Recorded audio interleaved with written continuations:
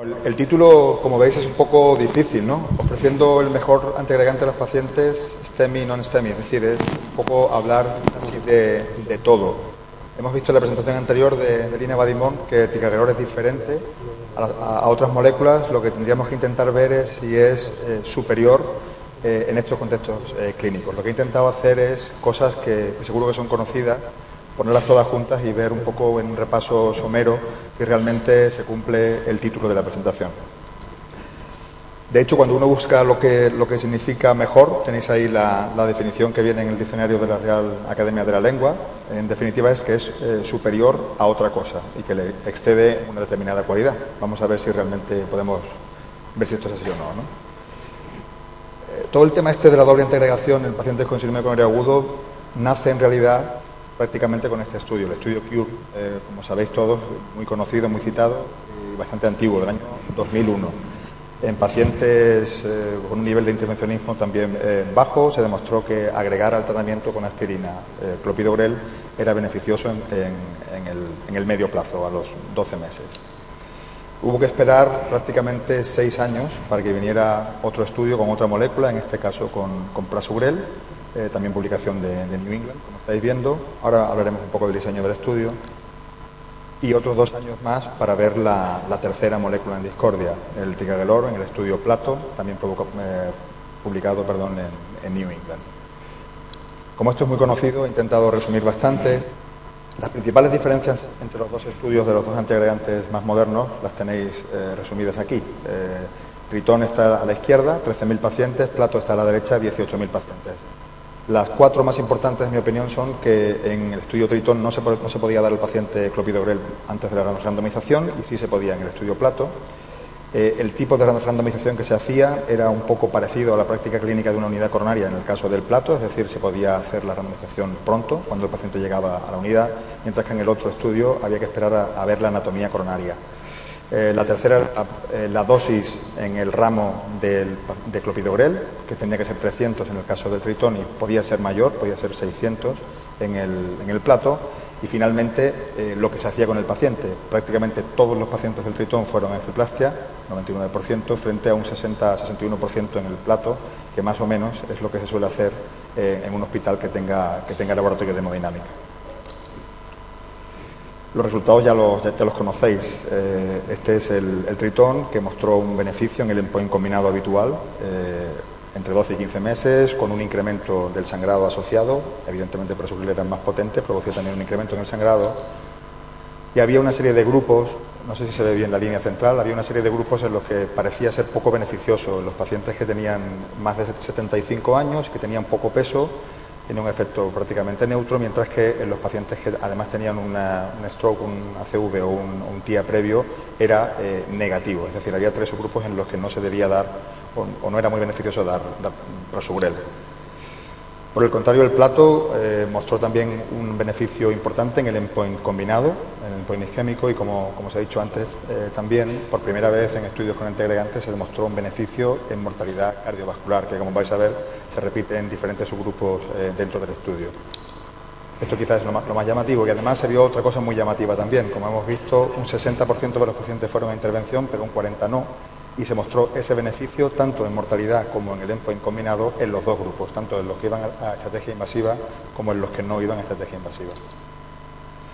Hemos intentado luego resumir un poquito los datos del SCASEST, del descenso de ST y del SCACEST. Vamos a verlo muy resumidamente, después de haber visto el grupo de pacientes general. Si hablamos de SCASEST, lo primero importante es insistir un poco en que el diseño de los estudios es totalmente distinto. En el Plato, la randomización se producía al principio del curso hospitalario, mientras que en el Triton se producía después de que se hubiera visualizado la angiografía, la anatomía coronaria.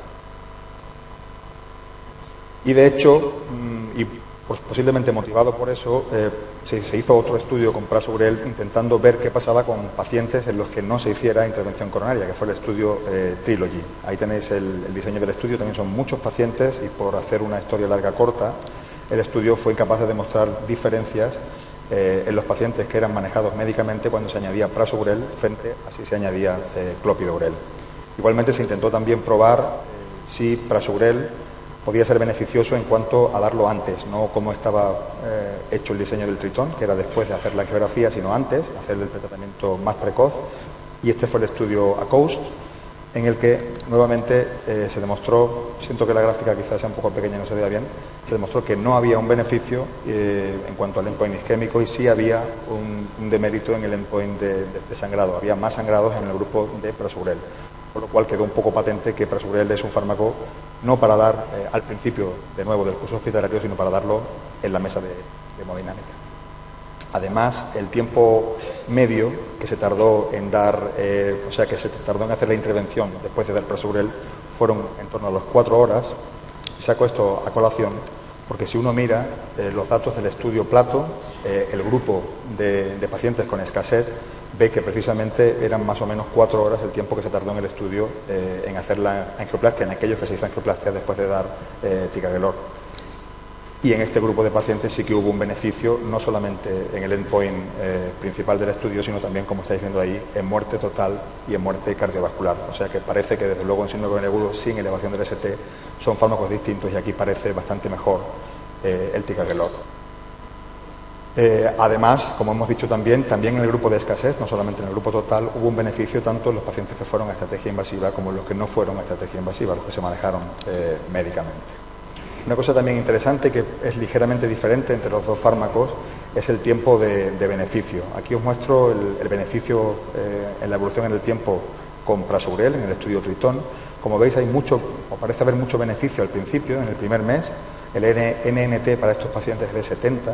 Sin embargo, a partir del primer mes el beneficio sigue siendo, pero es bastante menor y de hecho ya la P no es significativa y el NNT sube mucho. Aquí se comporta de una forma muy parecida a cómo se comporta el clopidogrel. En el estudio CURE, el beneficio máximo era en el primer mes, en los 3 primeros meses había todavía algo y luego ya había muy poco. Parece comportarse de una forma similar, posiblemente porque se trata de un fármaco similar con más potencia, mientras que en el caso de ticagrelor se comporta de una forma distinta.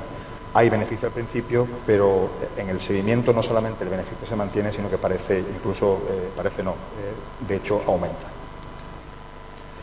Bueno, en definitiva, como resumen del escasez, del descenso del ST, aquí tenéis las recomendaciones en las guías de escasez de la europea del año 2011, que son las últimas. Como veis, los dos fármacos, prasugrel y ticagrelor, tienen indicación 1B, cada uno con las características del estudio de donde vienen estas recomendaciones. Ticagrelor como fármaco para usar en unidad coronaria desde el principio, mientras que prasugrel precisa ver la anatomía coronaria. Y clopi solo se dejaría para aquellos pacientes en los que no se pueden dar los otros dos. Estoy yendo un poco rápido para intentar ajustarme al tiempo. En cuanto a la escasez, al síndrome coronario agudo con elevación del ST, lo más importante quizás sea resaltar de nuevo la diferencia en el diseño de los dos estudios. A la izquierda tenéis el estudio Plato, mientras que a la derecha tenéis el Tritón. El estudio Plato siguió un poco la estrategia que hacemos hoy en día, intentar hacer primaria en la mayor parte de los pacientes. El estudio Tritón es un poco distinto. Prácticamente un tercio de los pacientes que se incluyeron en el subgrupo de STEMI no eran pacientes en angioplastia primaria, eran una cosa que se llamó angioplastia secundaria. Un grupo bastante variado de pacientes y en el que el tiempo que se tardó en hacer la intervención fue bastante prolongado. Aparte, el porcentaje de pacientes que se incluyeron con STEMI fue diferente, como veis era un 40% en el caso de Plato y prácticamente un 25% en el caso del Tritón. Si bien hubo un beneficio muy marcado en el Tritón con esta salvedad del tipo de pacientes, que había 2/3 de angioplastia primaria y 1/3 de otra cosa llamada angioplastia secundaria, el beneficio fue marcado y en este subgrupo no hubo diferencias en sangrado. Aquí tenéis lo que os he comentado de la angioplastia primaria y secundaria y curiosamente, como podéis ver abajo, digamos que el mayor beneficio en esa diferencia a favor de prasugrel en este grupo de pacientes venía precisamente de esos pacientes un poco heterogéneos de la angioplastia secundaria, mientras que en los pacientes con angioplastia primaria el beneficio, como veis ahí, no tiene significación estadística.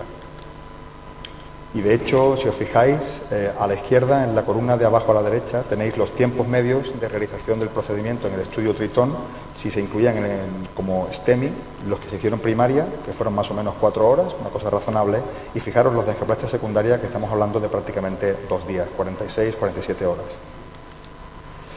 Si nos referimos ahora al estudio Plato con ticagrelor, Esta es la gráfica del beneficio del endpoint isquémico original, del artículo original, de la publicación original, en que los pacientes con STEMI tenían un beneficio con gran tendencia a la significación estadística, pero no llegaba a ser significativo. La P es de 0.07. Lo que ocurre es que el tipo de definición que se hizo del infarto fue bastante particular y no se contaron aquellos pacientes en los que el infarto se diagnosticó durante el ingreso. Si incluimos esos pacientes en esta otra gráfica, sí que hay significación estadística y el fármaco se comporta bastante similar a cómo se comportaba en este caso el Prasugrel.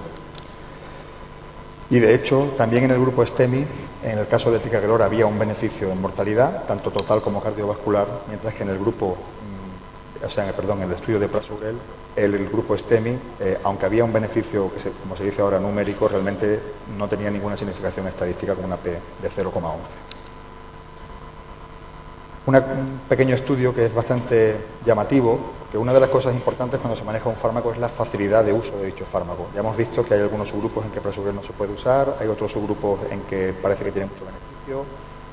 Se hizo este pequeño estudio comparando pacientes con infarto, se incluían tanto primarias como rescates. A los pacientes se les intentaba dar en un grupo ticagrelor y en el otro grupo Prasugrel, y se veía cuántos de ellos finalmente no recibían el fármaco, cuántos tenían contraindicación para darlo y cuántos, teniendo contraindicación, se había dado. Y si os fijáis abajo, en el grupo de ticagrelor, de 76 que recibieron ticagrelor, 6 tuvieron un efecto adverso con ticagrelor, ninguno recibió ticagrelor teniendo una contraindicación y solamente 1 no recibió ticagrelor después de ser decidido que iba a ese rama de tratamiento. Por el contrario, en el grupo de Prasugrel, que a veces es un poco más difícil elegir, por esto que hemos comentado de los subgrupos, 26 recibieron el Prasugrel de acuerdo al protocolo, 17, siendo menos pacientes en este grupo, 17 tuvieron un problema con Prasugrel, 3 recibieron Prasugrel a pesar de tener una contraindicación formal, ser de uno de esos 3 grupos, y 7 no recibieron Prasugrel a pesar de haberse incluido en ese rama. Esto quiere decir un poco que quizás es un fármaco en el que hay que pensar más, ¿no? Cuando uno está decidiendo qué hacer con el paciente, puede ser un poco más difícil de manejar que el otro fármaco, ¿no? Y finalmente, en cuanto al escasez, en las guías europeas de 2012 de infarto con elevación de ST, volvemos a tener un poco la indicación de los dos fármacos, que vuelve a ser indicación idéntica en los dos casos, cada uno de nuevo con la salvedad que hemos hecho del diferente diseño de los estudios, en el que no voy a insistir.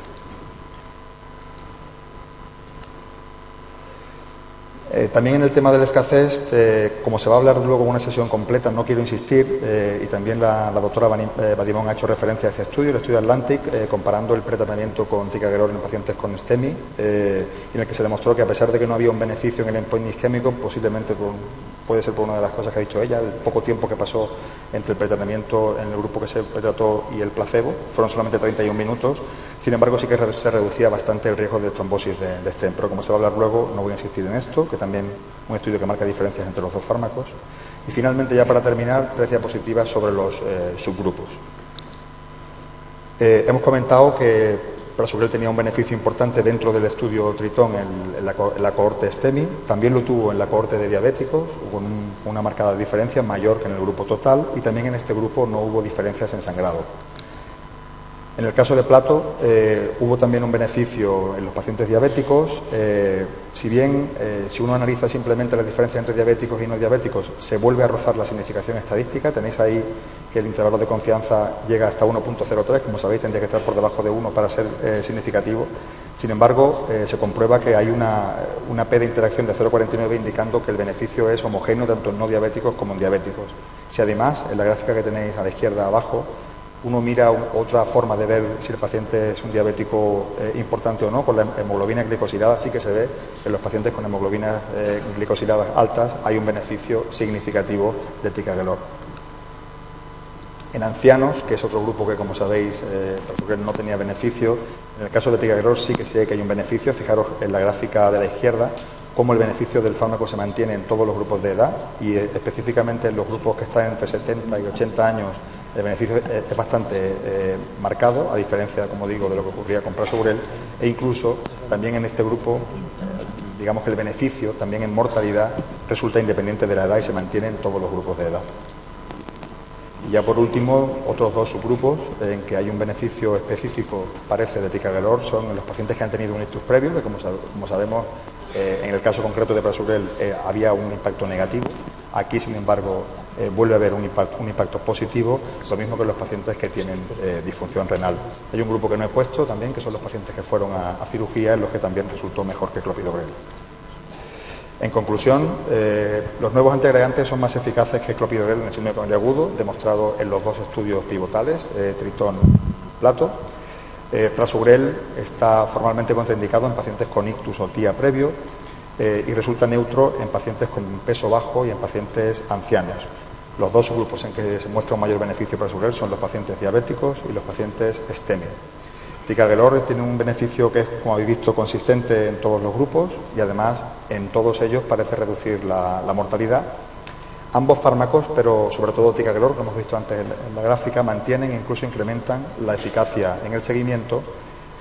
En el non-STEMI, el pretratamiento con Prasugrel no resulta eficaz, por eso no está recomendado en las guías, mientras que el Ticagrelor sí lo está, con datos del estudio Plato. Y en el estudio STEMI, en el grupo STEMI, según el estudio Atlantic, el Ticagrelor en pretratamiento reduce la trombosis del stent sin dar el sangrado. Y finalmente, creo que esto también es importante, aquí tenemos bastante gente que trabaja en urgencias, el manejo con Ticagrelor en los dos grupos de pacientes, STEMI y no STEMI, evidentemente resulta más sencillo. Y ya para terminar os pongo aquí una foto de Huelva en hora punta, muy parecida a lo que hemos sufrido hoy viniendo del centro de Madrid aquí. Muchas gracias.